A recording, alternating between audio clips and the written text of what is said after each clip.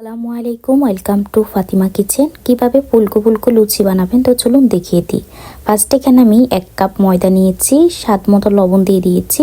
ভালো করে লবণ ময়দার সাথে মিক্স করে এখানে 1 টেবিল চামচ আমি রেগুলার রান্না করা তেল দিয়ে দিলাম।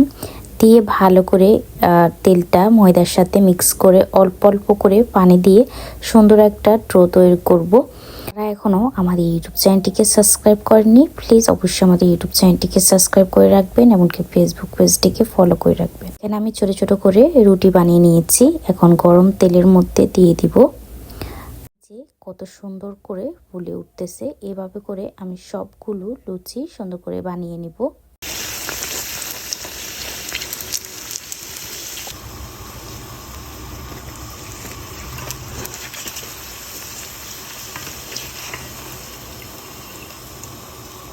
খাওয়ার জন্য এখানে আমি আলুর দম বানিয়েছি। আপনারা যে কোনো কিছু দিয়ে এটা পরিবেশন করতে পারেন। সবাই ভালো থাকবেন। আল্লাহ হাফেজ।